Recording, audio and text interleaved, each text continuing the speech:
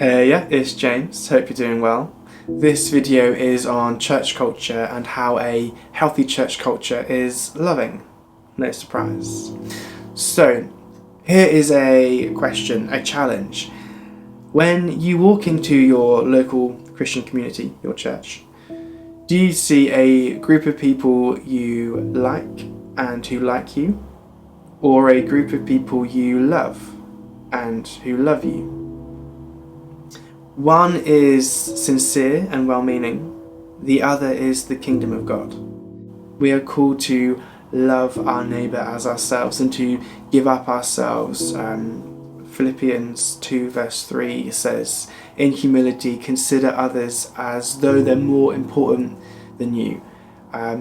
If everyone was doing that, that would be this beautifully humble love, mutually submissive love.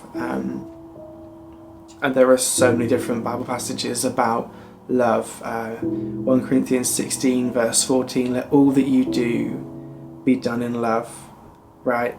We'll be known as disciples of Jesus by our love for each other. The shared mutual love between Christians, in theory, is one of, if not the best form of evangelism, of witnessing to the world that there's something to this Jesus thing that we're into, right? John 13 verse 34 to 35 says that will be recognised as his by our love for each other, and there's so many more, right? And love is almost the summary of Jesus' teaching, really. It's very easy to see that in the greatest commandments. We love God with everything we possibly can, right? And we love our neighbour as ourselves. And so love is the core of the gospel. In fact, for God so loved the world that he sent his son. It's in God's motivation for sending Jesus. It's how we live as Christians. It's all about love. And a healthy church culture is not one where we kind of like each other. Oh yeah, like I get on well with that person, they're nice. But actually I love that person and I really care about them. And there are different levels of relationship and all that kind of stuff. I understand that, obviously. But we're called to love, not just like our neighbour. And so there's a really healthy challenge, I believe. Just something to be conscious of. Now, I heard someone say once, it was a pastor preaching, someone had come up to him and had said, I tried these different churches and they weren't very loving. This woman said to the pastor.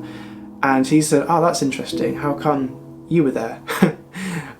The challenge again is if we think, oh, maybe my church culture isn't super loving, maybe we could probably grow in that. That's a more healthy way of thinking of it than, oh, well, they're not loving, they're not.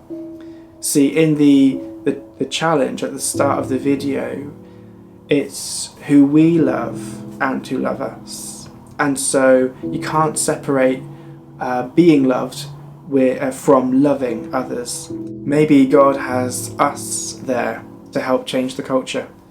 I don't imagine any church leaders would have a problem with someone wanting to help the church be more loving by showing more love to other people. I think that's a really, really good thing to do. And so, hear the challenge. I remember that we are there to change it as much as anyone else is. And so we have the privilege of representing God to humanity, right? We're all priests, it says in 1 Peter. And that means we get to represent God to humanity, and that includes to each other. And so we get to represent the love of God to each other. And so if our churches, our local Christian communities, aren't necessarily the place where we love and where others love us, maybe we can be a part of the change and bring the kingdom of God in that way to our local Christian community, our local church. That's all. Hopefully that was helpful and encouraging, and with a challenge there and an action point as well. So that is all for today. God bless you. I will see you next time.